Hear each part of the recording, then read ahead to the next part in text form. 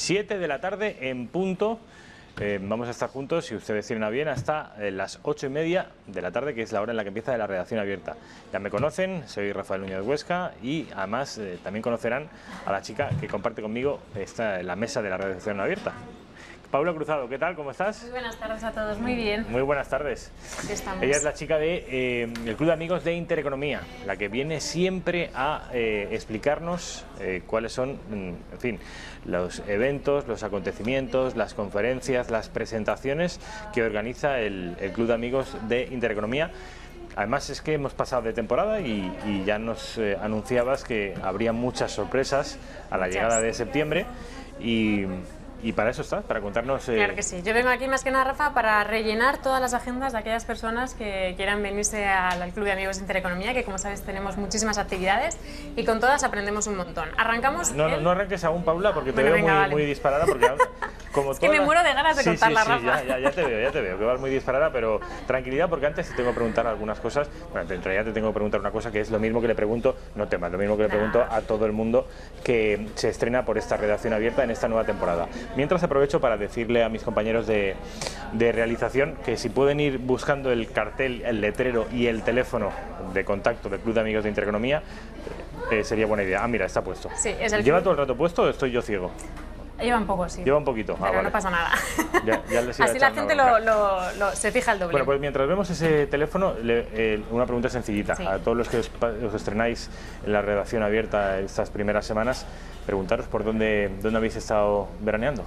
Pues la verdad es que he veraneado por todo el territorio español. He estado un poco en Levante, me fui a Cantabria, luego me fui a Galicia, o sea, me he movido por todo el territorio. Huyendo un poco de las lluvias, porque me fui a la parte de Levante y venían lluvias. ¿Levante dónde? Levante, Seraco, cerquita de Gandía, bueno, en la parte de Valencia. Seraco con X. Seraco con X, sí. Seraco, sí. O en español Jaraco, pero sí. Suena mejor Seraco. Es cerca de Oliva también. En el sur de la provincia de Valencia, muy sí, cerquita de la Marina Alta, en la provincia de Alicante, en mi tierra. Una zona muy bonita. Cantabria, Galicia. Luego nos fuimos a Cantabria y luego nos fuimos a Galicia. Joder, huyendo un poco vamos huyendo de las nubes, para ponernos un poco el moreno, porque me encanta, bueno, disfrutar de la playa y de la naturaleza. Entonces íbamos ahí. ¿Y tú qué eres? ¿Más de playa y verano en calor o más de...? Pues entiendo que si has estado en el norte también no te gusta demasiado el calor.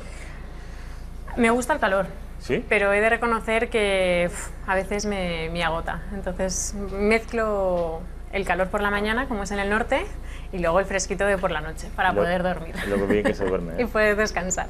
Y lo bien que se come en el norte. Bueno, en todas partes de España. Es verdad, es verdad. En todas Porque en partes. Seraco tienes las partes de los arroces y tal, que es impresionante. Entonces, tenemos una suerte de país, un país, como decía el programa de televisión española hace un par de años, un país para comérselo.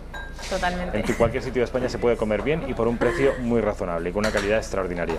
Vamos ya al asunto que nos ocupa, que tiene que ver con el Club de Amigos de Intereconomía y las actividades que tenéis ya preparadas para esta entrada de la temporada. Empieza, por todavía favor. Les dejamos un poco ahí para los agentes que están ahí a punto de llegar a Madrid o todavía tienen a sus nietos, no saben cómo poder compaginar las dos cosas. Nosotros arrancamos el jueves 20 de septiembre a las 6 de la tarde. Arrancamos, bueno, pues de la mano de Eduardo García Serrano, que la verdad es que acabamos con él y empezamos por él. Nos hace mucha ilusión volver a contar con él en este nuevo curso. ¿De qué va a hablar Eduardo García Serrano? Va a hablar de la decadencia de la democracia. Sobre todo, pues bueno, es el título que le hemos puesto a la conferencia, porque bueno, hará un análisis tanto social como político de toda la actualidad, como la ha venido haciendo a lo largo de todas las conferencias que hemos hecho con él.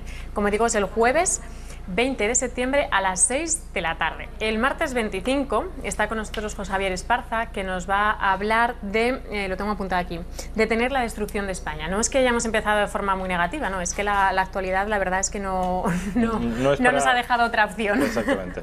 Entonces, como estamos viendo en pantalla, será el próximo martes 25 a las 6 de la tarde en la sede del Club de Amigos de Intereconomía. El miércoles 26 seguimos con la degustación de productos gourmet, volvemos otra vez a arrancar y arrancamos, Rafa, con un producto que te encanta. El queso. El queso. Tenemos una cata de quesos con una gran variedad de quesos de oveja negra manchega, que la verdad es que es, bueno... ¿Tú lo has probado? No, pero me lo puedo imaginar, porque todos los quesos que han venido a nuestras degustaciones han tenido muchísimo éxito. Y luego una cosa nueva también, que vamos a hacer una cata de aceites de oliva virgen extra, que muchas veces catamos los vinos, pero el aceite también se cata. Hay diferentes aceites, diferentes picores, diferentes acidez, y es algo que no se suele hacer mucho, y en el Club de Amigos de Intereconomía queremos empezar. Como digo, va a ser el próximo miércoles 26 de septiembre a las 6 de la tarde. Pero ese de los aceites es el mismo que el del resto de productos, o sea, ¿o es una cata aparte? Son proveedores diferentes, se hacen el mismo día. O sea, primero empezamos por... O sea, nosotros lo que hacemos es como una línea de degustación. A lo mejor empezamos con el queso, luego seguimos con el aceite y luego finalizamos siempre con un dulce. En este caso son los bombones de la casita de los bombones. Así que tocamos todos los palos. Con eso ya cenas, ¿no? Porque claro. Además, ¿a qué hora es? A las 6 de la tarde. Es una merienda-cena. Merienda-cena. Sí, es una merienda-cena. Qué bien lo montan, desde luego, en el Club de Amigos de Intereconomía. Nos lo pasamos muy bien, y la verdad. Estoy seguro que, bueno, es que se llena todo lo que hacéis, pero esto de las catas gastronómicas, la gente debe pelearse, vamos. Sí, las catas de degustación la verdad es que está teniendo mucho éxito, porque son productos que no nos llegan a los supermercados, no los podemos adquirir, no los conocemos. Nos los dan a conocer, lo probamos, nos encanta, y luego tienes contacto directo con los proveedores en el caso de que quieras volver a repetir, pues a comprar ese queso o ese aceite de oliva. Y no es que sean precios, a veces dices, no, es que como es una cata gourmet, los quesos van a ser, o el aceite va a ser prohibitivo, va a ser muy caro. No, hay veces que nos sorprenden, no los conocemos porque son proveedores a lo mejor independientes, que no pueden abarcar a un gran mercado, sino que bueno, tienen un poquito producción lo que es limitada, delicatese, ¿no? Porque son producción limitada, pero no quiere decir que eso sea a un precio excesivamente caro. Hay veces que pues no lo podemos permitir. Entonces tiene mucho éxito, Rafa, porque además conoces productos nuevos, te lo pasas muy bien porque compartes con la gente de la degustación, siempre la acompañamos con excelentes vinos, que quieras que no, el vino te ayuda un poco a soltarte y a relacionarte, que quieras que no, hay veces que la gente pues va más tímida y a lo mejor con una copichuela de vino pues la gente es más fácil el poderte relacionar. Y tiene mucho éxito, Rafa. Desde luego, además me lo puedo imaginar. Y el jueves 27 está Pablo Linares, es el presidente, para la gente que no lo conozca, que creo que lo conocemos aquí en la casa a todo el mundo, es el presidente de la Asociación para la Defensa del Valle de los Caídos, y va a hablar de las grandes verdades y mentiras de este emblemático lugar. Será, como digo, el jueves, día 27, a las 6 de la tarde. Jueves, día 27 a las 6 de la tarde. Eso es. Las grandes verdades y mentiras del Valle de los Caídos. Este señor es el presidente de la Asociación por la Defensa del Valle, ¿no? Eso es Pablo Linares, que también he de decir que nos acompañará en la visita cultural que tenemos organizada el próximo día 6 de octubre al Valle de los Caídos. Oiremos misa de 11, saldremos a las 9:30 de la mañana, oiremos misa de 11. Comeremos en la hospedería seguramente y luego regresaremos a Madrid. Son nuestras visitas culturales que también sabes que nos lo pasamos muy bien. Y además este asunto del Valle de los Caídos, ya sea escuchar una conferencia sobre las verdades y las mentiras del Valle o incluso pisar el Valle de los Caídos, es algo que está pues, de absoluta actualidad. Y yo sospecho que ese viaje que vais a hacer al Valle de los Caídos el 6 de octubre seguramente sea el último que hagáis con Franco enterrado allí, si es que las intenciones del gobierno finalmente se llevan a cabo. En principio, sí. En principio es así, de manera que doble interés para acudir a esta excursión. Todos los asuntos y todas las propuestas que nos ha hecho Paula, pueden ustedes contratarlas o informarse o preguntar en dos vías de contacto, que es el teléfono 91-616-2464 y el correo electrónico, que es club@intereconomia.eu. Así que les esperamos por esas dos vías para cualquier información, para preguntar también por nuestros cursos que empiezan en octubre. Para cualquier tipo de información, actividad o apuntarse a todas ellas, pues solo tienen que llamar a ese número de teléfono, al 91-616-2464. Rafa. Pues ya saben ustedes, apúntense al Club de Amigos. Yo me apuntaría a todo, de verdad. Es que no hay nada que no sea interesante. Pero si alguien me obligara a escoger solo uno, ¿adivinas a dónde iría? A la degustación de quesos. ¿Cómo me conoce? En fin, Paula, muchas gracias. Gracias a ti siempre. Felicidades, ya sabes por qué te lo digo. Muchas gracias. Vamos a publicidad y a la vuelta estamos con Alex Navajas.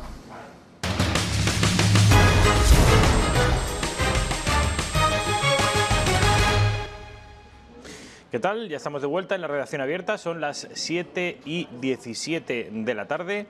Estamos a la espera de que venga nuestro periodista de los jueves, Alex Navajas, para que nos hable de actualidad, para que nos hable de economía, para que nos hable de la actualidad política en definitiva y muy en particular de lo que ha ocurrido hoy en el Congreso de los Diputados con la exhumación del cadáver de Franco. Saben ustedes que hoy se ha aprobado, por una exigua mayoría, pero se ha aprobado que los restos mortales de Francisco Franco sean exhumados.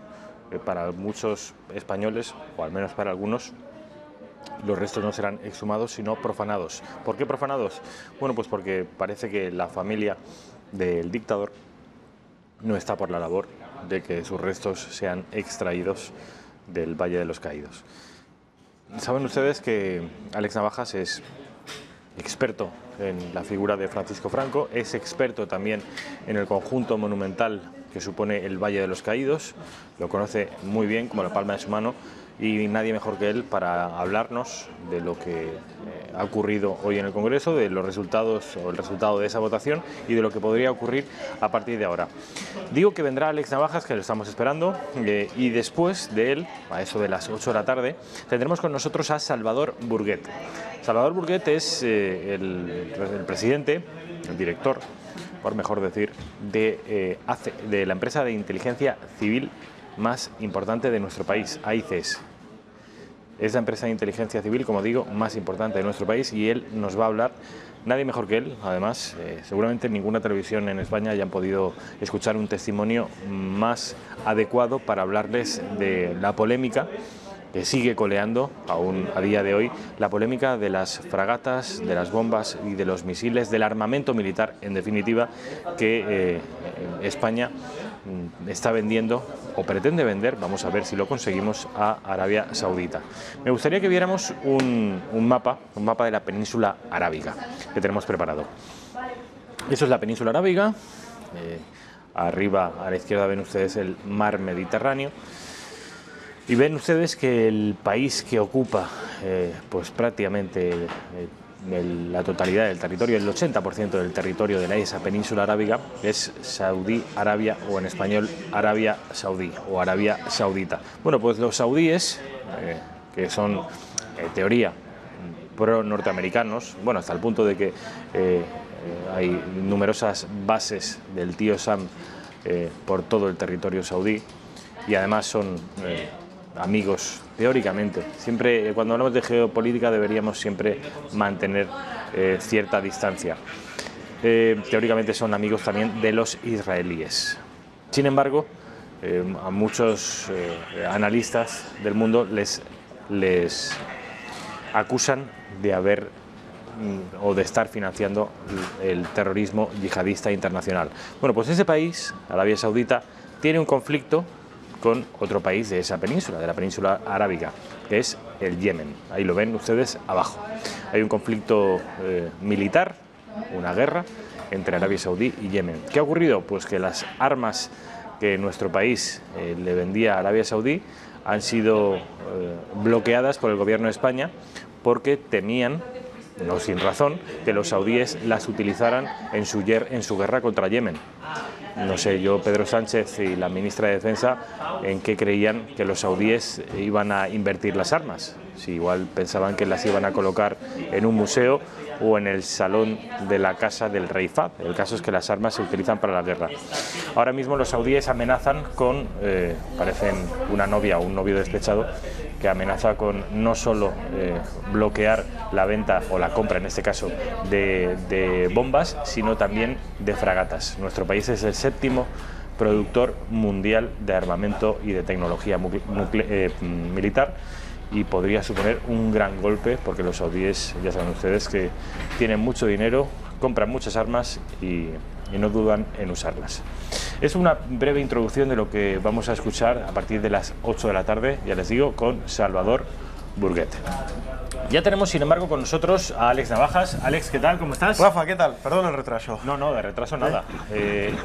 No sé si he llegado bien o justo, bueno. Has llegado ya estamos. Perfecto, con un minuto de retraso, pero vamos, ya sé que te ha pillado un atasco en Moncloa. Los atascos de Madrid son... Hoy está el tráfico mal. Y aunque he venido con tiempo, pues mira.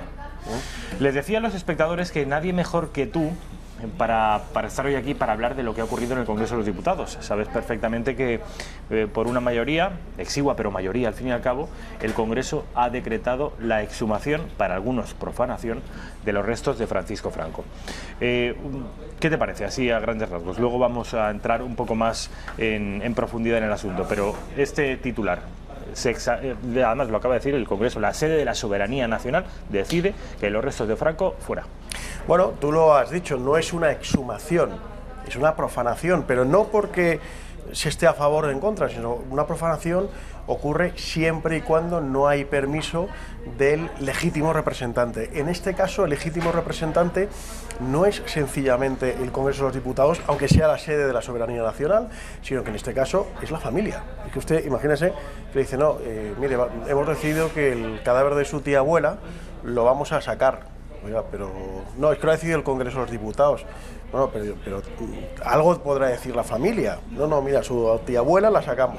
Oiga, pues esto es, a mí me parece que es un atropello.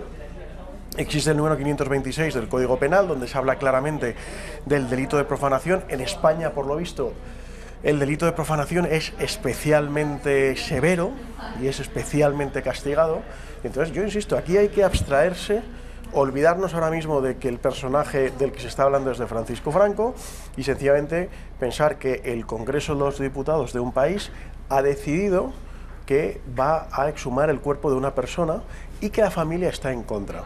Entonces, algunos dicen, ¿pero qué pasa? ¿Que la familia va a tener más poder que un gobierno? Hombre, pues para una serie de cosas sí, como es, por ejemplo, una profanación de un cuerpo. Profanaciones en el momento en que tú lo sacas de la tumba donde está enterrado desde hace 42 años, aparte que luego podríamos hablar del Real Decreto, por vía de urgencia, evidentemente no hay ninguna urgencia, o sea, quiero decir, eso es una cosa impepinable, no hay ninguna urgencia. Entonces, bueno, pues yo insisto, yo creo que hay que tener en cuenta el derecho de la familia y hay que tener muy en cuenta que lo que ha pasado esta mañana en el Congreso de los Diputados, muchos ya están diciendo, bueno, pues dan por hecho que van a sacar a Franco del Valle de los Caídos. Yo no lo tengo tan claro, sinceramente. Yo no lo tengo tan claro. Porque es que, insisto, es que... Pero que ten en cuenta, Alex, que algo sea ilegal no significa que no se pueda hacer. Es decir, pueden hacerlo perfectamente saltándose la ley. Hombre, no, claro, por supuesto. Tú te puedes poner en la autopista a 220 por hora. Claro.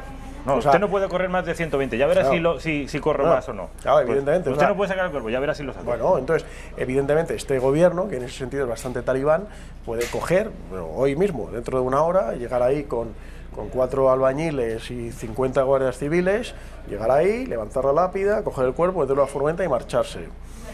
Que como decía OK Diario, y eso ya se sabía desde hace tiempo, lo decía OK Diario hace unos días, el tratamiento de un jefe de Estado por una ley de Zapatero, sacar la tumba de un jefe de Estado, como en este caso fue Francisco Franco, debería ir acompañado de honores militares. O sea, es así, era un jefe del Estado. Si mañana se decide, pues no sé, trasladar los restos de no sé qué rey de España, evidentemente acompañaría toda una parafernalia. O sea, tú no puedes coger el cuerpo de un rey de España, meter una furgoneta y marcharte a otro sitio, no.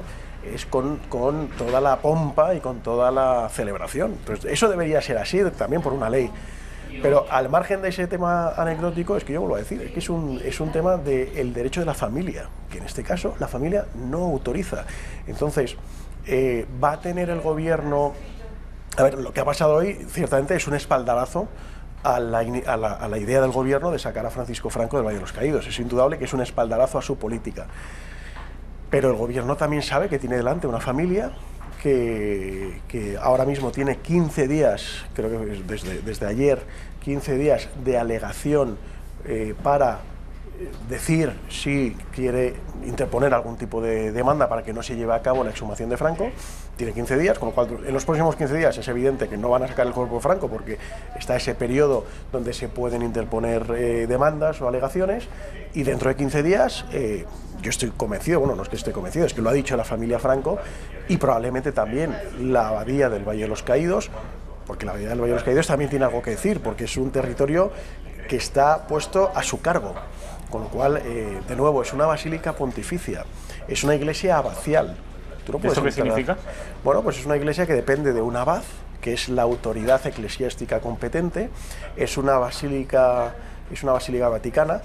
Todas las basílicas del mundo tienen una dependencia directa de Roma, del Vaticano, porque solamente el Vaticano puede declarar que una iglesia es una basílica. Una basílica es, digamos, una iglesia de mayor categoría, y lo designa única y exclusivamente el Vaticano. Por eso hay pocas basílicas en todo el mundo.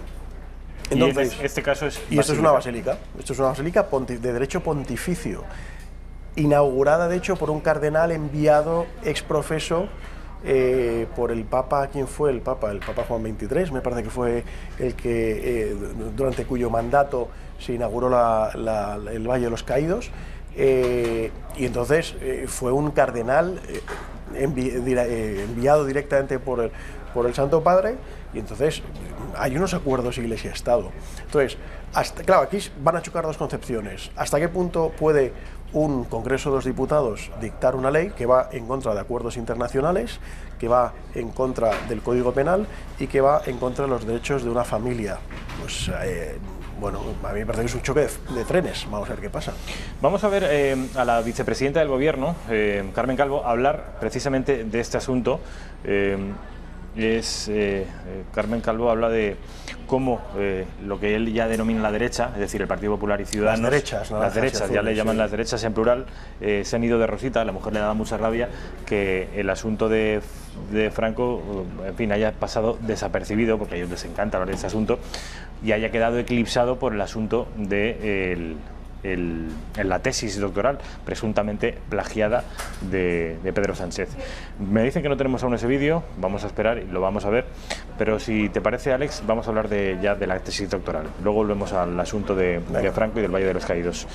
Me gustaría que escucharas a Adriana Lastra, que es una mujer que pertenece al Partido Socialista de Asturias y que es una de las manos derechas de Pedro Sánchez.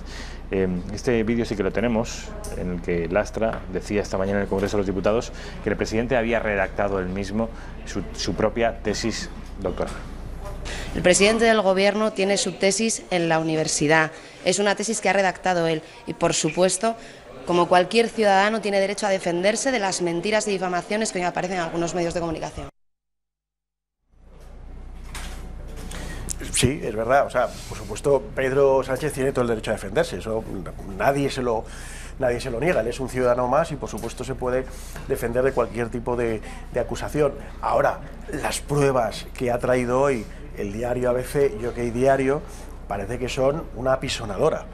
Es que estamos hablando de un plagio total. Del libro que posteriormente publica este supuesto negro de Pedro Sánchez, y bueno, y hay párrafos copiados literalmente, del BOE. Pero si el libro es posterior, habrá sido el libro el que se haya Claro, copiado. yo es lo que decía hoy, ¿no? O sea, dice, bueno, lo que pueden acusar es de plagio al libro, pero claro, es que el libro es ¿cómo se llama? Carlos Ocaña. Que por cierto no es negro, que todo el mundo dice que es el negro, pero yo lo he visto en la tele y es blanquito. Blanquito, ¿no? Es un chiste malo. Eso es un chiste de las 7:30 de la tarde. Bueno, entonces, este Carlos Ocaña, bueno, efectivamente se podría decir, bueno, pues entonces, señor Carlos Ocaña, usted ha plagiado el libro de Pedro Sánchez, pero como el libro de Carlos Ocaña lleva entre paréntesis Pedro Sánchez Castejón, director, que nadie sabe muy bien lo que es un director de un libro. Yo no sé lo que es un director de un libro. ¿Qué es un director? Puede haber un coautor, puede haber un editor, puede haber un consultor, puede haber un director. En la universidad hay veces que lo hacen cuando el libro es de varios autores. Hay un autor que se supone que es preponderante y es el que va marcando la pauta a otros autores.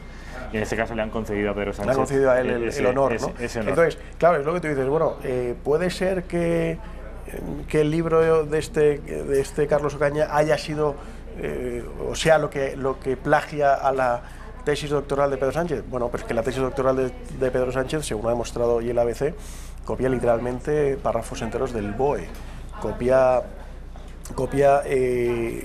extractos de otros libros, sin citarlos. Hoy han dicho desde el diario ABC que tienen más pruebas que van a presentar mañana. Eduardo Ina también ha hecho esta mañana un videoblog donde él decía pues señor Sánchez, usted ha dicho que nos va, bueno, tú, le trata de tú, Pedro, nos has dicho que nos vas a denunciar. Pues nos parece fenomenal, denúncianos, nos veremos en los tribunales. Dice, lo único que te pido, con esa socarronería típica de Eduardo Inda, lo único que te pido es que no plagies la querella, que la querella sea tuya. Y que no lleves a un negro, sino lleves a un abogado. Exacto, y entonces Eduardo Inda, bueno, pues parece que está muy tranquilo, parece que, bueno, pues que tiene todas las cartas. Pero esto que dices que ha dicho Eduardo Inda, no lo ha dicho con esa gestualidad tuya, lo hace pues con su camisa ceñidita, de pie y señalando. Tú, presidente, tú, Pedro, nos veremos en los tribunales, en plan chulito. Sí, que a mí me llama la atención que si esto fuera así, lo que denuncia ABC, lo que denuncia Eduardo Inda, que aquella tesis doctoral es, vamos, más o menos que un desastre y un copia y pega continuado, si esto fuera así, digo, y no hay motivos para pensar que no sea así, en tanto que hoy ABC ilustraba muy profusamente sus páginas con las presuntas copias, digo que si esto fuera así, el presidente no se habría atrevido a mandar que se digitalizara y se publicara. Mañana estará al alcance de todo el mundo. Claro, pero vamos a ver. Ni no entender. No, tienes toda la razón. O sea, hay algo que nos escapa. Exacto. Porque, efectivamente, ayer, cuando Rivera les peta en sede parlamentaria, oiga, que hay dudas razonables, y Zapatero responde, Sánchez responde tenso y serio, diciendo que no, eso no era así, que él está orgulloso de su tesis doctoral y tal, y luego parece, según ha denunciado Toni Cantó y otros, que les dice que os vais a enterar. Bueno, todo este rifirrafe. Hombre, ahí Pedro Sánchez dice que en el Teseo, dijo ayer, estaba subida su tesis doctoral. Hoy ha dicho que la va a subir mañana. Entonces, ahí hay una mentira. O sea, quiero decir, eso para empezar. Como eso mínimo, para empezar. ya hemos ahí por lo menos hay una mentira. Claro, él dirá que no, que lo que dijo ayer fue que en el Teseo estaba pues la ficha de la tesis, pero no estaba la tesis. Entonces, ayer el presidente del gobierno en sede parlamentaria aseguró que en el Teseo estaba su tesis doctoral. Hoy ha dicho que mañana la cuelga. Igual hay una contradicción, eso no hay más tutela. Entonces, bueno, pues mañana se subirá. Vale, hay una cosa que es evidente.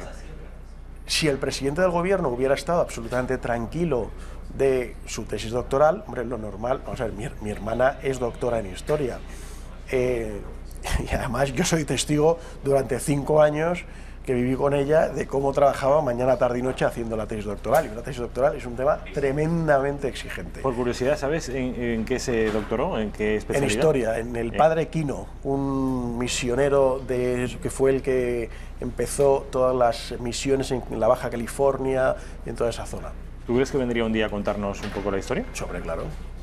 Sí, bueno, pues, interesa. Sí, claro que me interesa. A mí me parece que es un tema muy interesante. Toda pero la historia de España, y más si tiene que ver con la evangelización y la colonización de América, con toda la colonización, con todo Sudamérica y tal. Quedamos en eso. Bueno, tú has sido testigo de que es una cosa tremendamente dura. Y entonces, bueno, pues no sé, pues mi hermana, como el 95% de los doctores de este país, cuelgan su tesis doctoral, porque es un motivo de orgullo.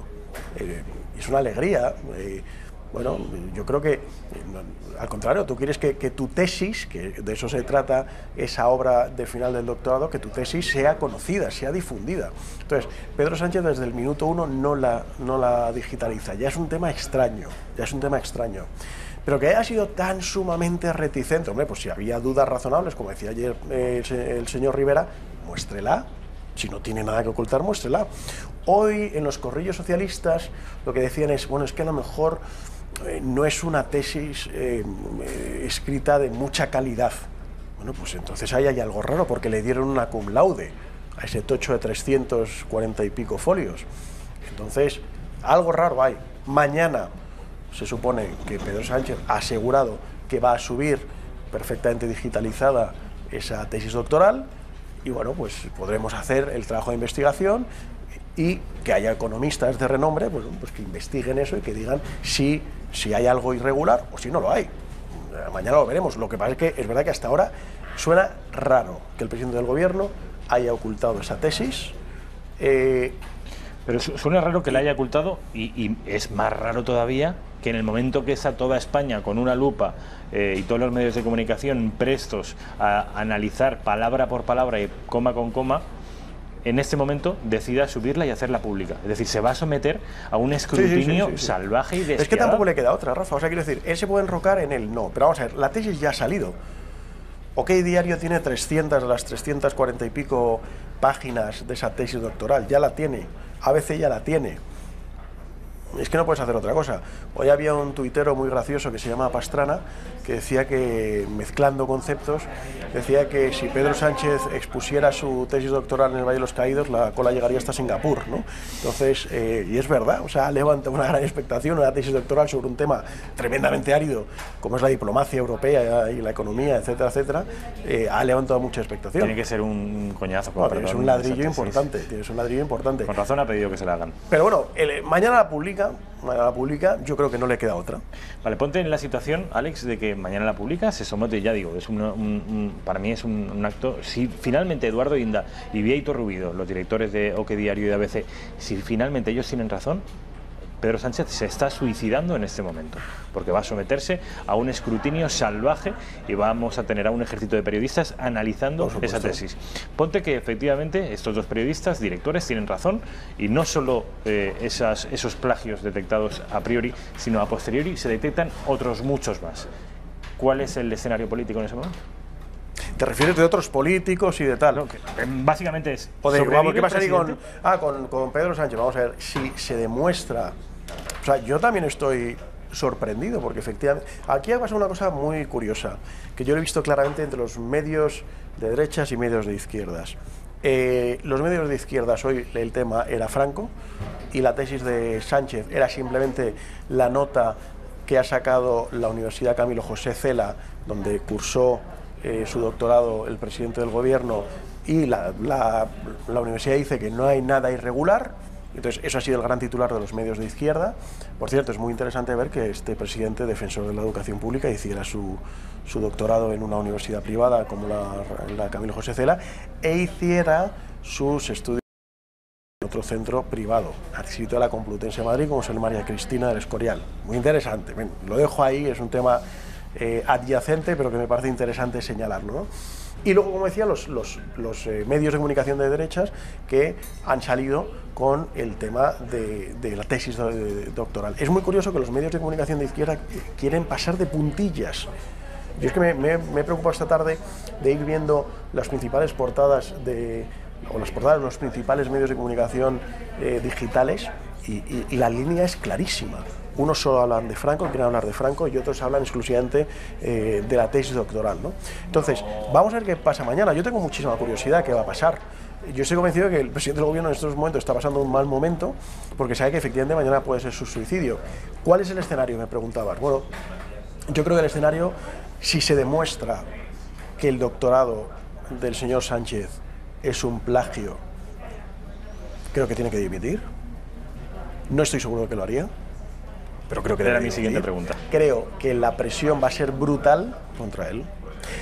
Ocurre una cosa muy interesante, ¿no? Todos los estrategas decían que esto era una estrategia, todos los analistas decían que esto era una estrategia del señor Sánchez de cargarse a Montón para que el boomerang le cayera a Pablo Casado, y resulta que el boomerang le ha dado otra vuelta y le ha dado en toda la boca a Pedro Sánchez. Es decir, a Pablo Casado también le ha dado de refilón, pero el que se ha llevado el guantazo en toda la boca es Pedro Sánchez. Con lo cual parece que lo de Montón no le ha salido tan rentable por ahora. Pero creo que debería pasar. Bueno, pues evidentemente convocar unas elecciones. O sea, no puede haber un presidente del gobierno. Ya hemos visto el presidente en Alemania, de un ministro que copió un párrafo y ese ministro dimitió inmediatamente. Aquí hemos visto el caso de la señora Montón, que además está fresquísimo, es de hace 2 días. El cadáver está aún caliente. No podría ser que se demuestre que la tesis doctoral, que es un tema de mucho más peso que un máster. O sea, un máster, pues bueno, es un año, tal. La tesis doctoral es un tema tremendamente serio. Había unos tweets, que eso me parece un poco en fin, creo que era del año 2011, ha salido también esta mañana un tuit del señor Pedro Sánchez diciendo: oye, a ver si me podéis pasar, que tengo que hacer unas notas de economía, me pasáis lecturas sobre economía y Europa. Y creo que era 11 meses después, presenta la tesis doctoral. Un tocho de 375 páginas, o 340 y pico páginas. Ese tuit es muy significativo. El propio Pedro Sánchez en Facebook reconoció en su momento que no tenía tiempo para investigar. ¿Y cómo te sale una tesis doctoral de 340 y pico folios? En fin, lo tiene complicado. Vamos a ver cómo acaba esto. Lo que sí sabemos es cómo empezó. Empezó en el día de ayer en el Congreso de los Diputados, que fue el estreno de esta nueva temporada. Y Albert Rivera hizo las veces de jefe de la oposición y sacó el asunto a relucir. Sacó el asunto a relucir. Preguntó a Pedro Sánchez por su máster, que si tanto miedo tenía, que por qué no lo hacía público. Hoy vamos a escuchar a ese mismo líder político, Albert Rivera, y también a Villegas, que siguen insistiendo en exigir explicaciones a Pedro Sánchez. Lo que vamos a hacer es pedir la comparecencia inmediata en el Pleno del Congreso del señor Sánchez. El señor Sánchez tiene que dar la cara en el Congreso de los Diputados. En vez de amenazar con querellas, su derecho, pero esto no es judicial, es política. Y como es política, el presidente de Gobierno, en vez de señalarnos con el dedo, lo que tiene que hacer es venir al Congreso a explicar de arriba abajo si esa tesis la hizo él, si en esa tesis hay plagios, cómo se realizó esa tesis, quiénes eran los que estaban en el tribunal, si tenían algún vínculo con su partido. Por lo tanto, todo eso nos lo tiene que explicar en el Congreso de los Diputados. Bueno, yo creo que el presidente del Gobierno tiene que dejar de estar demasiado nervioso, de dejarse de salidas de tonos, de amenazas, incluso de amenazas con actuaciones judiciales, y lo tiene muy fácil para disipar las dudas. Si no tiene nada que ocultar, que ponga su tesis accesible en formato digital para que se puedan hacer las comprobaciones pertinentes sobre si ha hecho trampas o no ha hecho trampas. Lo tiene muy fácil para disipar las dudas. Pues es lo que ha hecho el presidente, poner su tesis accesible en formato digital. Fenomenal. Quiero decir, es lo que tiene que hacer. Creo que lo tendría que haber hecho desde el primer momento, porque, insisto, el 95% de las tesis, según yo me he informado y he preguntado, el 95% de las tesis están publicadas digitalmente y cualquiera puede tener acceso a ellas. Como digo, para un doctor lo que quiere precisamente es que su tesis, porque eso trata ese libro, es una tesis, es una línea nueva de investigación, que su tesis tenga un impacto. Es como un periodista que escribiera artículos y no los publicara. No, hombre, como periodista escribes artículos para publicarlos, y cuanta más difusión, ¿no? Y hoy en día cuantos más likes tienes, hombre, pues te sientes mejor. Pues bueno, pues un doctor igual. Tú tienes una tesis doctoral, la publicas y lo que quieres es que esa tesis doctoral llegue lo más lejos posible, ¿no? Entonces, el señor Sánchez lo que tiene que hacer mañana es mostrarlo. Y vamos a ver.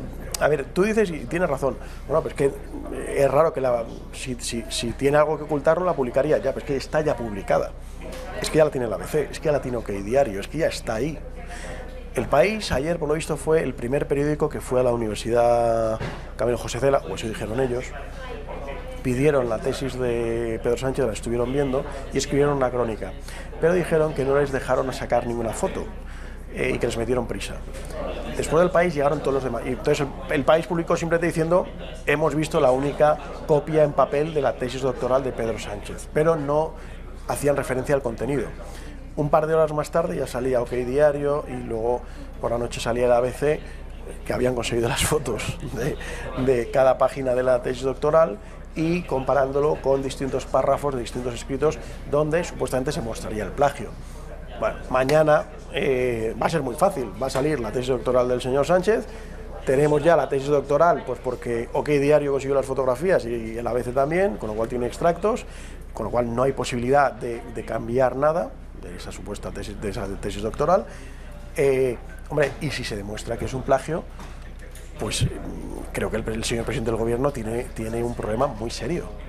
Vamos, no llegaría el domingo. Si se demuestra mañana que es un plagio. Como digo, ABC ha anunciado y OK Diario han anunciado que tienen más pruebas y que mañana los van a sacar. Eduardo Inda, con cierta chulería, ha dicho que eso, nos veremos en los tribunales donde tendré más pruebas y podré aportar. Vamos a ver, pero yo insisto, si se demuestra, ya hemos visto lo que pasó con Montón, en el momento que se demostró que era un plagio, a las pocas horas, a las 5 de la tarde, Pedro Sánchez dijo que la apoyaba totalmente. Ahora sabemos por qué la apoyaba, quizá. Le convenía que no dimitiera por una cuestión de plagio, quizá. No lo sé. Convenía que el plagio no fuera un motivo. Pero también decían que bueno, que lo de Montón es fuego amigo. Claro, y empiezan a hablar de las familias valencianas, que Montón era de la familia valenciana, que está enfrentada con, o sea, que al final ahí hay un lío. No deja de ser interesante también, me vas a permitir, ver a alguna presentadora de la mañana de cadenas nacionales hablando de plagios. Hasta ahí lo dejo. pero es muy interesante ver gente hablando de plagios, gente que tiene en su haber algo de lo que avergonzarse. Es curioso que se atreva. ¿Tú sabes si lo ha hecho? Claro, ha hablado de este asunto. Sí. Cuando ella creo que fue incluso condenada. Sí, totalmente. Por fusilar, literalmente, como se suele decir coloquialmente, fusilar un libro. Y ha sido, bueno, vamos a decirlo para que nadie se quede con las dudas, pero doña Ana Rosa Quintana, conocida en su momento por fusilar, bueno, no por fusilar, porque un negro le escribiera un libro y ella pusiera su nombre, bueno, ya que se lo pone una revista y funciona bastante bien la revista, pues se ve que, hombre, Ana Rosa Quintana como marca vende. Escribió una novelita ligera, puso su nombre y luego se descubrió. Bueno, pues no deja de ser curioso que la señora Ana Rosa Quintana pues esta mañana hablando de plagios, ¿no? Yo me imagino, yo lo siento por ella, tiene que ser duro, sinceramente. A mí no me... El plagio, la copia, es uno de los... de las cosas que más rabia me da. O sea, es algo que no puedo soportar. O sea, me parece de los errores que peor, o de los defectos que peor soporto, el plagio. Vamos a ver, por último, a Pablo Iglesias y a Íñigo Errejón hablar también sobre este asunto. Van a comprobar que estos dos, el nivel de exigencia que suelen tener con otros líderes políticos, en el caso de Pedro Sánchez, bueno, pues parece que lo han rebajado un poquito. Vamos a ver. Bueno, hay una demanda social de transparencia. Creo que es ridícula la situación de colas de periodistas intentando robar fotografías de la tesis doctoral con el móvil. Creo que lo más sensato que puede hacer el presidente es hacer accesible su tesis doctoral y no dar ni media excusa a Pablo Casado para que enseñe sus trabajos de máster, que tiene la obligación de enseñarlos. Nosotros creemos que en realidad, si uno lo que quiere es disipar todas las dudas, lo más sencillo en realidad que puede hacer es poner la tesis en abierto. Creo que las últimas informaciones que se han publicado han sido un tanto precipitadas, porque uno no se puede plagiar a sí mismo, es una contradicción conceptual, eso no se puede hacer. Pero para disipar dudas, ahora que ha entrado, digamos, hemos elevado tanto el nivel de transparencia, yo creo que lo mejor es que la tesis pudiera estar en abierto y que por tanto nadie le pueda estar dando excusas al señor Pablo Casado para trincherarse con un máster que puede llegar a sede judicial. Me parece que sería lo más lógico. Fíjate que además que parsimonia y que, en fin, que perfil más bajito, más conciliador con estas cosas. Ellos, bueno, que habían sido los depredadores de los corruptos. A lo mejor es que el señor Errejón tiene algo que ocultar, porque no olvidemos que él durante un tiempo estuvo contratado por 1.800 euros al mes por la universidad. ¿Cuál fue? ¿La de Granada o la de Málaga? No recuerdo. La de Málaga. Como trabajos de investigación y tal, y bueno, no apareció por la universidad, ¿no? Entonces el señor Errejón seguramente tendría bastante que callar, Ahora, mientras venía para acá, también por lo visto Cadena SER ha sacado que Rivera también le han pillado en un renuncio, el señor Rivera, eso dice la Cadena SER. No escuché según qué emisoras. Bueno, hay que escuchar todo, hay que conocer a propios y a extraños. Entonces decía que, bueno, que el señor Rivera borró de su currículum pues también un máster que había realizado. En fin, es una práctica, bueno, oye, la propia Begoña Gómez, la esposa del presidente del gobierno, no es licenciada, tiene un título de una diplomatura que ya va de licenciada, ahora que además la ha contratado el Instituto de Empresa, aquí cerca precisamente, pues porque es curioso que el Instituto de Empresa parece que quiere comprar los dos edificios donde está actualmente alojado, en la calle María Molina, que son del SEPI, y se los quiere comprar al gobierno, y casualmente ha contratado a una señora que dice que es licenciada, que es diplomada, hizo, bueno, pues un cursito de marketing y de cosas, pero no es una licenciatura, ¿no? Y ella se vende como licenciada. En fin, vamos a ver. Por la titulitis, ¿no? Hay mucha titulitis. Yo no sé, yo creo que debe haber una serie de complejos de inferioridad serios, porque si no tienes el título, además, sí que un máster, vamos a ver, si es que es una línea. Luego, aparte, por ejemplo, el máster de esta de Montón, una estupidez. En historias de género y de movidas, de chorradas, pero hombre, haga un máster serio, un MBA, ¿no? Que seguramente sea el único máster que tiene más prestigio, el MBA. El resto de los másteres, bueno, pues unos cursos más o menos interesantes, Claro, esto de la ideología de género y no sé cuándo, es una estupidez absoluta. Pero que ellos se lo creen. O sea, es su ideología, ellos la defienden. No, y que sirve también, además, para colocarse. Sí. Ahora, lo que es interesante es que tanto PP como PSOE parece que están pringados. Es decir, el PP va a tener que dar explicaciones a través de Pablo Casado. Sí, vamos a ver qué dice el tribunal. Vamos a hablar sobre lo de Pablo Casado. Me parece que es el que por el momento está superviviendo a esta crisis de los másters y de los TFMs, pero vamos a hacerlo después de la publicidad.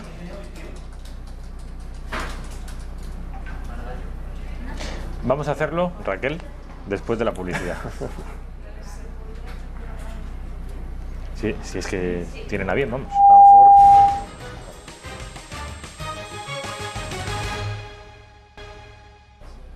Ya estamos de vuelta en la redacción abierta, son las 8 menos 5 minutos aproximadamente. Estábamos hablando, Alex, de la titulitis y cómo esa ambición por acumular títulos les ha llevado a algunos políticos por el mal camino. Cristina Cifuentes, presidenta de la Comunidad de Madrid, ha tenido que dimitir por este asunto, por esto, más por otra cosa aún más cutre, que es robar 2 gemas en un supermercado, y la última víctima ha sido la ministra de Sanidad. Ahora se habla... Por ahora. Se habla del presidente del gobierno y no hemos hablado de Pablo Casado. Bueno, ¿tú qué opinas de esto? ¿Que es otro asunto, que no se puede comparar o que...? A ver, Pablo Casado lo mostraba muy bien anoche el informativo de esta casa, precisamente, que hicieron una comparativa entre el máster de Montón y el máster de Casado. Vamos a ver, hay una diferencia fundamental, que en el máster de Casado no hay TFM, no hay trabajo de fin de máster, y en el de Montón sí. Evidentemente Pablo Casado no pudo plagiar el trabajo de fin de máster sencillamente porque no había. El de Montón está clarísimo, es un plagio, además no fue a clase, bueno, en fin. El de Montón no hay, además ya la ministra ha dimitido. En el caso de Casado... Además decía que no todos somos iguales. No todos somos iguales, no todos somos iguales. Hay que tener la cara de hormigón armado. Pero tiene razón, no todos somos iguales. El máster de Pablo Casado, vamos a ver, en un máster de 22 asignaturas que te convaliden 18, chirría. No digo que sea imposible, digo que chirría, ¿vale? Es decir, ese máster era de tema de derecho autonómico y cosas de autonomías y tal. Bueno, si él tiene los estudios de derecho, pues seguramente haya muchas cosas que sean convalidables, y entonces el caso es que le quedan 4 asignaturas únicamente.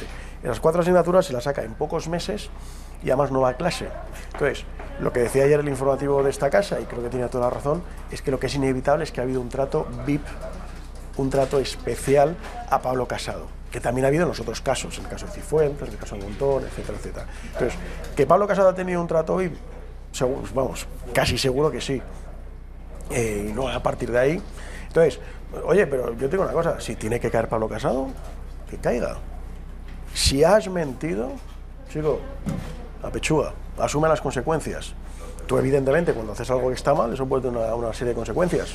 ¿Y no te llama la atención? Nos queda ya muy poquito tiempo, nos quedan 3 o 4 minutos, pero quiero hacerte una última pregunta. ¿No te llama la atención que hayamos elevado tantísimo el nivel de exigencia y de pulcritud? Es decir, ya estamos en los niveles de Alemania, que hace poco nos reíamos de que un ministro había dimitido por plagiar una tesis doctoral. Que Dios mío, que ojalá en España... Un párrafo de una tesis doctoral. Bueno, pues ya está ocurriendo lo mismo en España. Es decir, mi pregunta es, ¿no puede esto disuadir a hombres y mujeres muy bien preparados, que vengan de las finanzas, de la ciencia, y que por temor a ser sometidos a un escrutinio salvaje de su pasado, porque tengan en cuenta que estos son másteres el de Casado desde hace 10 años, que por temor precisamente a eso, a ser sometidos a un escrutinio salvaje, porque todos tenemos multas, todos, en fin, todos... A ver, pero bueno, es Rafa, que, no, espérate, mira, porque las multas... Vale, el que esté libre de pecado que tire la primera piedra. O sea, ninguno de nosotros tiene un pasado inmaculado, por supuesto. Exactamente. Y si se expusieran aquí las barbaridades o las cosas que hemos hecho, a más de uno se nos caería la cara de vergüenza. Creo que cualquiera tenemos un motivo como para que nos saquen los colores. Bueno, pero es que hay motivos y motivos. Fíjate, por ejemplo, en Estados Unidos está muy de moda el tema de los escándalos sexuales. Y a mí, en cierto modo, me parecen los menos graves, sinceramente. O sea, oye, pues que tú... Es la moral personal de cada uno. Sí, es la moral personal de cada uno. Oye, que tú en tu juventud te liaste con uno, con una, con 3 o con 14. Bueno, bueno, pues mira, es un tema moral, es un tema de moral sexual. Lo que pasa es que en Estados Unidos en eso son como hiperpuritanos. En Alemania es más por el tema de la legalidad, de la moral, de no copiar, etcétera, etcétera. Y en España, pues vamos a lo que sea, ¿no? Entonces, a ver, ahí podemos decir pecados y pecados. Entonces, nadie está libre, o sea, absolutamente nadie, ni siquiera usted que nos está viendo desde casa está libre de pecado en ese sentido, con lo cual aquí nadie está exento. Ahora, hay cosas y cosas. Yo tengo multas de tráfico. Sí, ¿por exceso de velocidad? Pues sí, alguna. ¿Y yo? Y por aparcar mal, y pues sí tengo. Pues es que vamos por un camino en que eso te podría inhabilitar. Ahora me dice, oye, ¿tú tienes alguna denuncia por haberle pegado un botellazo a un tío borracho en la noche? Hombre, pues no. Y creo que hay distintas... Pues por eso te digo que estamos elevando el nivel de exigencia, bueno, que puede que pero una multa de tráfico dentro de poco a este ritmo... Hombre, no, pero tampoco, o sea, yo creo que hay que... A ver, a mí me parece muy sano, pero luego fíjate que hay distintos barras de medir. O sea, Echenique se le pilló con lo de que tenía contratado a una... Bueno, no contratado, que tenía una persona trabajando para él sin darle de alta en la Seguridad Social. Y luego él es el gran azote de aquellos capitalistas que no contratan. Oiga, pues si usted ha sido el primero. Eso sí que es una incoherencia absoluta. Y eso le tendría que haber pasado más factura a Echenique. Si se demuestra lo de Pedro Sánchez, sin duda la tiene que pasar factura. Ahora, luego, hombre, a ver, tampoco nos podemos volver ahora locos. No, es que un día, yo qué sé, miraste mal a una señora por la calle y entonces ya, no, hombre, pues... O sea, pero es que, común. A ver, yo no tengo ninguna simpatía por el presidente del gobierno, pero si resulta ahora que la tesis doctoral, pues que hubo una cosa que cogió del BOE en su tesis de 350 páginas y copió una cosa del BOE, ¿eso le inhabilita para presidir el gobierno de España? Oiga, si copia el BOE y lo cita, no habría ningún problema. ¿Y si no lo cita? Y si ha hecho un plagio, estás mintiendo. Entonces, yo me pregunto, ¿queremos una persona que miente? Devolviendo la pregunta de Rubalcaba, no merecemos un gobierno que nos mienta. Rubalcaba puso ahí el listón. No merecemos un gobierno que nos mienta, con lo cual cualquier gobierno que mienta no es digno. Con lo cual, si el señor Pedro Sánchez, de un tema tan serio como es una tesis doctoral, ha plagiado, pues hombre, en fin. Bueno, pues esta es la España que tenemos y vamos a ver. Yo no creo que esto vaya más allá del escándalo por unas horas o por unos días. No creo ni mucho menos que esto derribe al presidente del gobierno, a no ser de que nos encontremos mañana, cuando esto se publique, con un escándalo de inversiones, en fin, no previstas, que haya fusilado directamente 40, 50 o 60 páginas. En ese caso, pues obviamente el gobierno caería. Pero es que, claro, en ese caso no lo hubiera hecho público el presidente. En fin... Pero es que no le queda otra. Estamos dando vueltas sobre lo mismo. No le queda otra. O podría haberlo hecho, pero... ya está publicada. Sin publicidad y sin luz ni taquígrafos. OK Diario ya lo ha publicado, el ABC ya lo ha publicado. Es que ya está ahí. Es que no tiene... Es que yo creo que tiene muy mala escapatoria Pedro Sánchez. Si ha hecho algo mal, desde luego se le va a pillar. Y si no ha hecho algo mal, ¿por qué no lo publicó en su día? Es un misterio, no.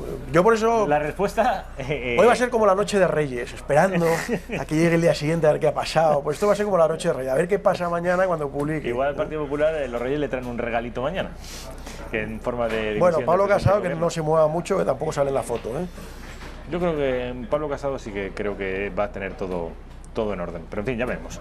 Muy bien. Alex Navajas, Rafa, encantado. Mil gracias. Te veo el próximo jueves. Encantado, claro que sí. Publicidad y a la vuelta, ya saben, Salvador Burguet, especialista en inteligencia. Vamos a hablar sobre este asunto también que ha marcado la agenda en los últimos días. Arabia Saudita, las armas, las bombas, la tecnología militar española que parece que ha sido frenada en la frontera para que no llegue a la península arábiga. ¿Por qué? Porque al gobierno de España le da miedo que utilicen las bombas para tirarlas. Se ve que el gobierno de España pretendía que los saudíes las colocaran en algún museo en Riad. Publicidad, ya digo, y a la vuelta son solo 2 minutos con Salvador Burguet.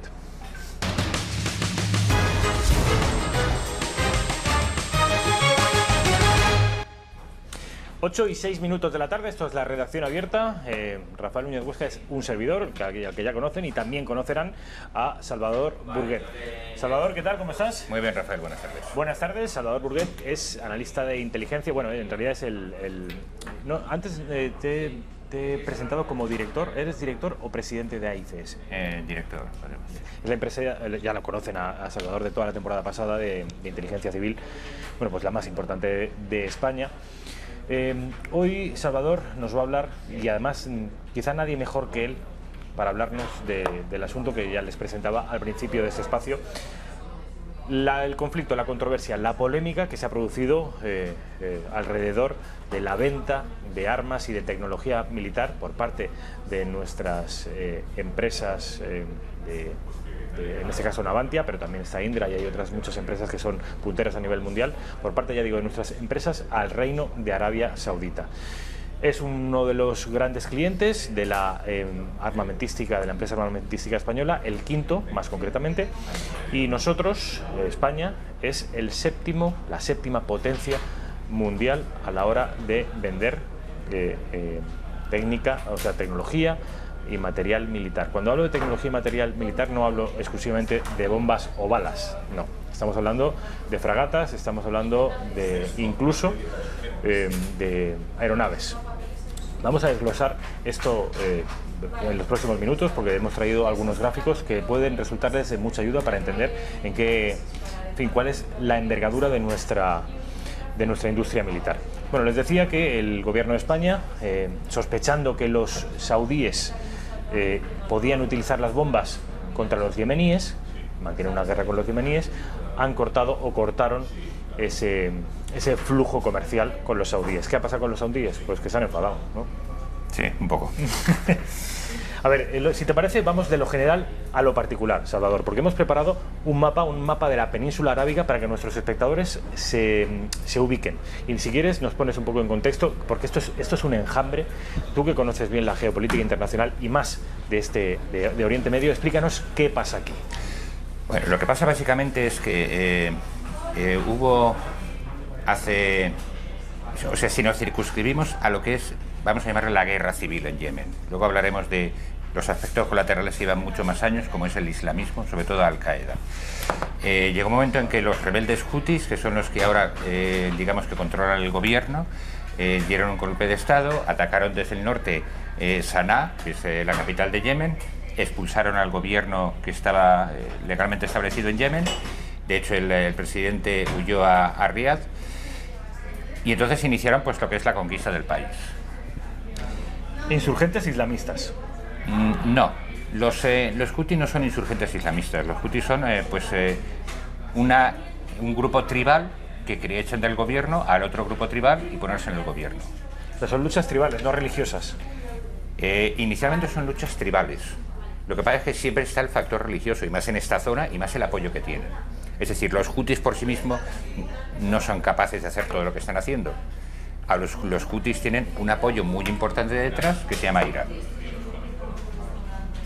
Vamos a ver el mapa de nuevo porque empezamos a ver las relaciones, porque entiendo que esto va a ser un enjambre de relaciones cruzadas. Sí, efectivamente. Porque tenemos Arabia Saudí que tiene ahí a Israel y se supone que los saudíes son aliados de Israel y de los norteamericanos. Efectivamente, pero, sí. En fin. Bueno, son aliados de Israel desde hace muy poco. Antes se respetaban, ahora digamos que mantienen lazos comunes. Han establecido ya que tanto el AL como las líneas aéreas saudíes hagan vuelos regulares a Tel Aviv y a Riad y viceversa. De esto hace aproximadamente un año. ¿Qué ocurre? Yemen en sí mismo es un país muy pobre, pero es un país que es muy estratégico. Si te das cuenta, en la parte sur de Yemen,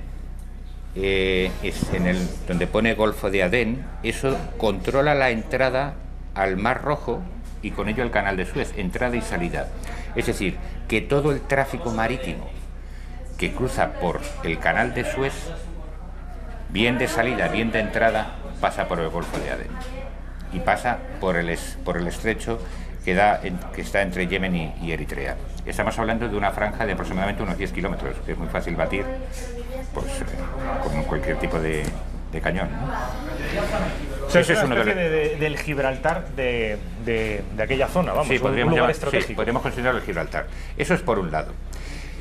Yemen no es inestable desde ahora, Yemen es inestable desde hace muchísimos años. El primer atentado importante de Al-Qaeda contra Estados Unidos ocurre en Yemen. Ocurre en las costas de Yemen, en la parte sur, fuera de puerto. Es en el puerto de Adén, si no recuerdo mal, hablo de memoria ahora. Estaba estacionado el USS Cole, que es un buque de transporte norteamericano, y se produce el primer atentado de Al-Qaeda contra Estados Unidos, o sea, contra intereses norteamericanos, estrellando una lancha rápida cargada de explosivos. Mueren varios marineros norteamericanos y al buque le hacen un agujero bastante importante en la parte de babor, la parte derecha del buque. Yo pensaba que el primer conflicto que tuvieron, bueno, esto no fue Al-Qaeda, era en Mogadiscio. La película esta de... Sí, pero eso no es Al-Qaeda, eso son... Después está Al-Qaeda en Somalia, pero eso no es Al-Qaeda. Entonces, no es un conflicto de ahora, es un conflicto de hace mucho tiempo. Es decir, aun cuando antes de que los rebeldes hutis tomaran el poder, Yemen ya tenía problemas de terrorismo. Yemen siempre ha estado con problemas con Al-Qaeda. La franquicia más importante de Al-Qaeda en todo el mundo es Al-Qaeda de la península arábiga. Es la primera franquicia que creó la organización y la más importante. Los atentados del 11S en Estados Unidos, la idea nace en Yemen. O sea, es para que te hagas una idea de la importancia. ¿Qué ocurre? Al problema de los hutis que quieren tomar el poder y el control del país, se une Al-Qaeda y se une Estado Islámico. Hay una pequeña facción de Estado Islámico que se llama Ansar al-Sharia, que está luchando hoy con Al-Qaeda, mañana contra Al-Qaeda, pero bueno, ahí están los dos, ¿no? Que también quieren hacerse con el poder.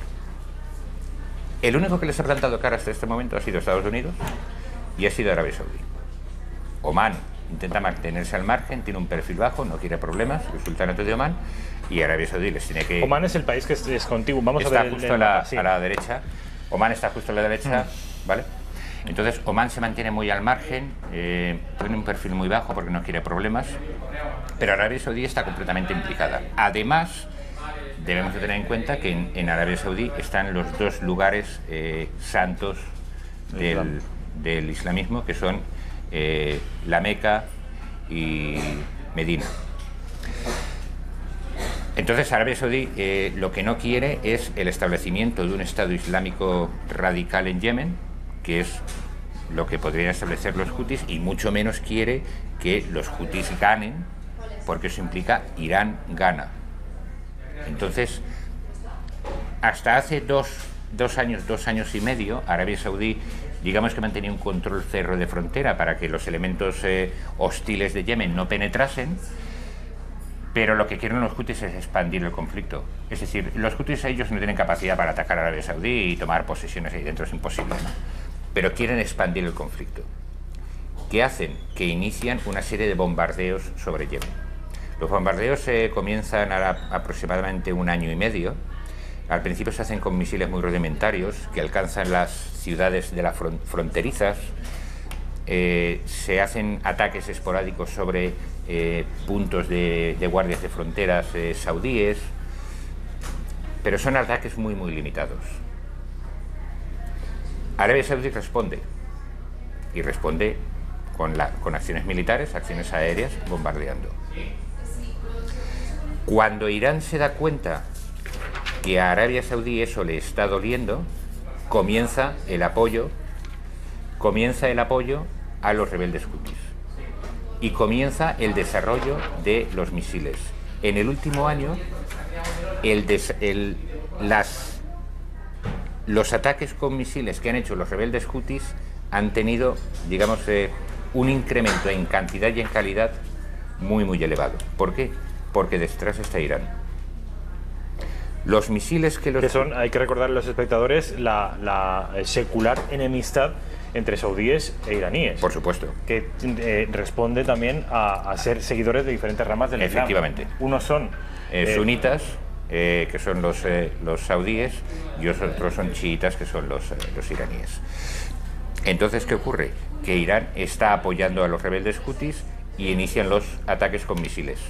Al principio los ataques eran limitados, no llegaban muy adentro de los misiles, muy adentro de Arabia Saudí, pero llega un momento en que se hacen ataques de media y larga distancia y alcanzan Riad. Misiles hutis han alcanzado Riad, la capital de Arabia Saudí, y han caído en los suburbios de Riad. Entonces, lógicamente, Arabia Saudí tiene que responder. Pero es David contra Goliat, ¿no? Sí, claro, es David contra Goliat. O sea, sí, pero si David te ataca traición con una piedra muy grande, te puede hacer mucho daño.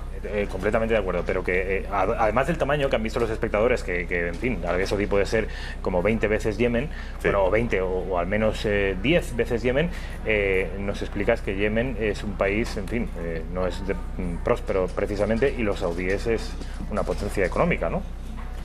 Sí, los saudíes es una potencia económica, pero tampoco pensemos... A ver, los saudíes es una potencia económica, los saudíes están muy vistos en el resto del mundo como gente que tiene mucho dinero, es cierto, los jeques tienen mucho dinero, pero si miramos la economía general de Arabia Saudí no está tan bollante como podemos pensar, no porque estén asentados en una gran bolsa de petróleo, es que allí Arabia Saudí no es Kuwait, por ejemplo, para hacerte una comparación. Entonces Arabia Saudí responde, y responde militarmente.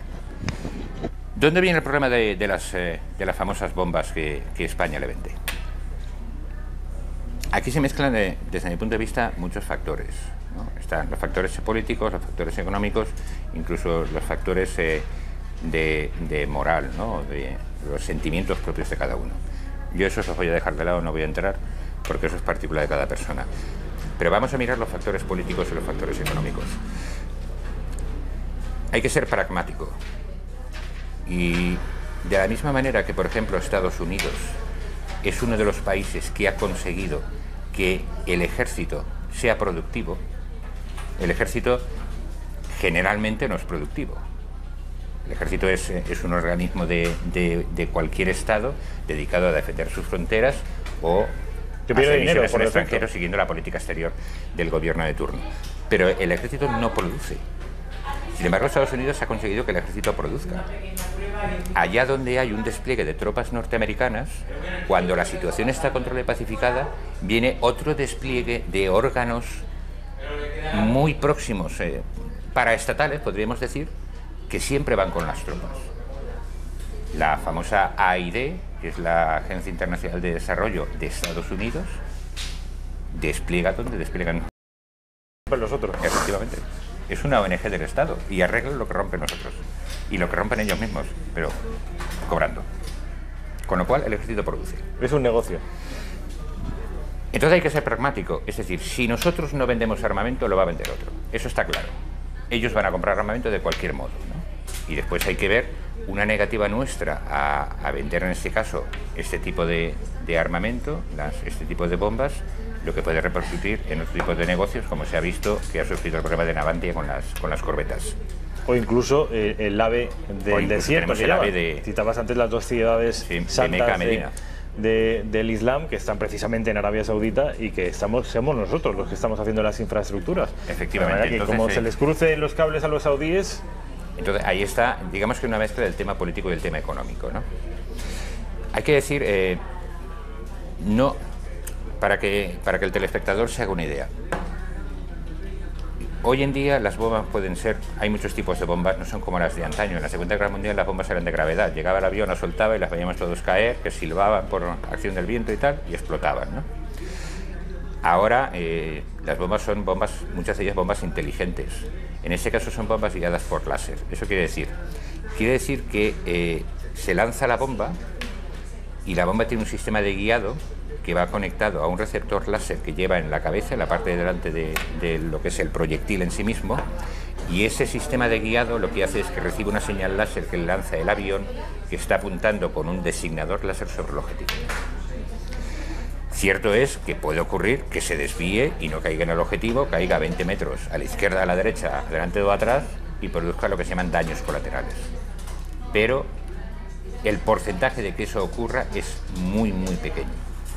Entonces estamos hablando ya de un tipo de material, de un tipo de armamento que es, no podríamos llamarle quirúrgico, porque no es el caso, pero sí que se puede limitar mucho su radio de acción.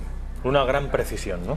Sí, podríamos llamarlo de una gran precisión. ¿Me das pie, Salvador, para explicarle a los espectadores en qué consiste ese armamento al que alude Salvador Burguet y que somos nosotros los fabricantes, los productores? Vamos con la primera imagen. Las cifras de las armas. Estas son las principales potencias en cuanto a venta de armas del planeta. Obviamente, pues era previsible que los primeros puestos fueran pues eso, las potencias del planeta. Bueno, pues inmediatamente después estamos nosotros, la séptima potencia mundial en cuanto a la venta de armas, el 3% de venta de armas. Piensen en Australia, que no está allí, piensen en...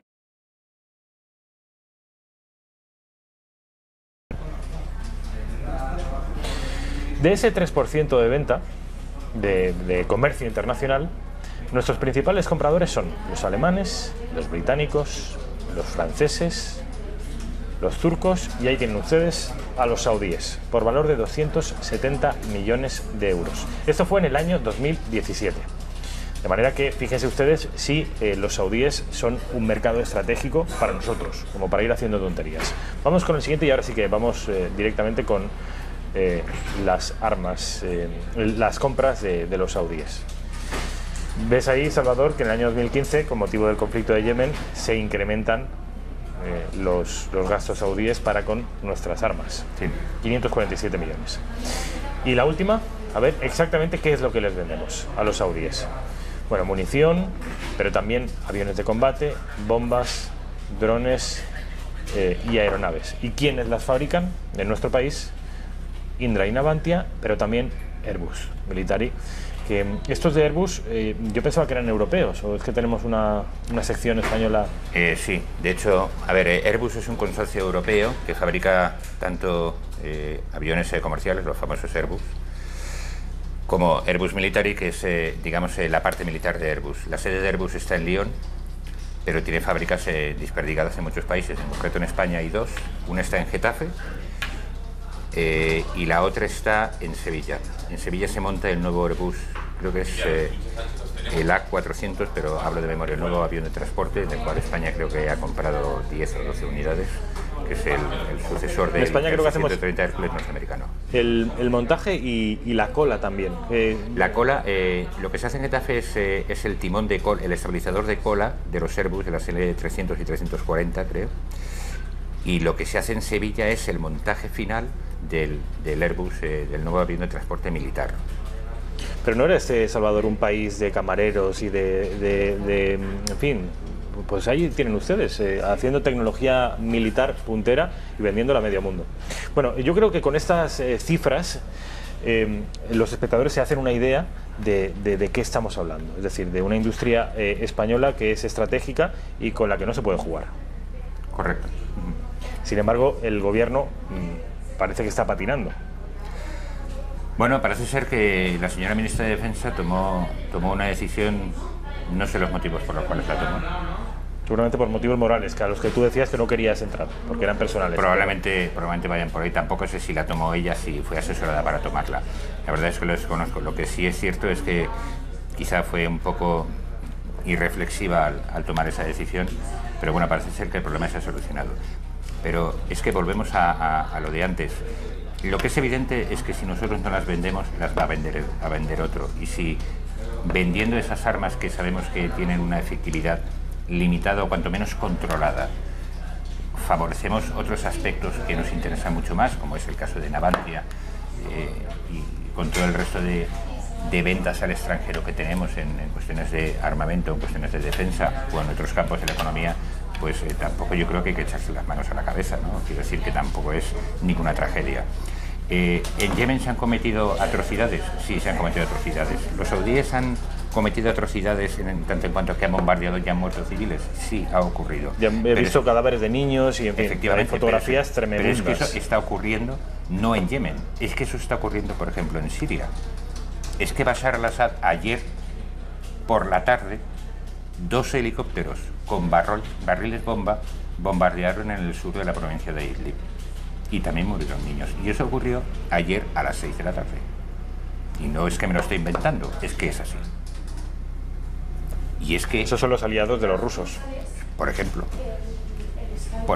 es que a Bashar al-Assad, por ejemplo, a Bashar al-Assad le está vendiendo armas Rusia, le está vendiendo armas China y le está vendiendo armas Irán.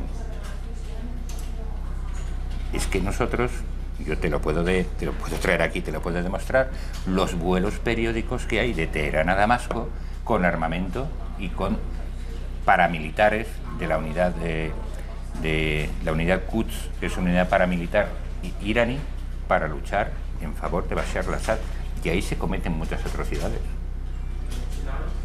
Vamos a ver por último, nos quedan muy poquitos minutos, vamos a volver a ver el mapa de la península arábiga, y me gustaría que nos explicaras, hicieras un ejercicio de prospectiva y nos dijeras cómo crees que va a acabar todo eso. Ahora hay un conflicto un poco más al sur, porque estábamos acostumbrados que esto se produjera en el Golfo Pérsico, en Irak, en Irán o incluso en la parte mediterránea, pero ahora estamos en el epicentro mundial del petróleo y esto ya puede ser peligroso. ¿Cómo crees que puede acabar esto? Teóricamente los saudíes deberían aplastar a los yemeníes, o no es tan fácil. No los van a aplastar, por dos motivos. Primero, un motivo, digamos, operativo, por llamarlo de alguna manera, ¿no? Arabia Saudí no está luchando contra un ejército regular, está luchando contra grupos rebeldes que actúan en pequeños grupos sin organización y sin estructura interna, y después está luchando contra grupos terroristas. Eso es un problema y eso con bombas no se soluciona. Yo creo que eso está bastante claro. Y después, ¿cómo puede acabar? Pues a corto plazo no va a acabar, y a medio plazo yo creo que tampoco. Lo que sí es cierto es que se debe de controlar. Mira, antes del verano se cortó el tráfico de petroleros a lo largo del Mar Rojo. Se cortó el tráfico porque se atacaron con misiles, los rebeldes hutis atacaron con misiles 2 petroleros que estaban cruzando por el Golfo de Adén, entrando al Mar Rojo.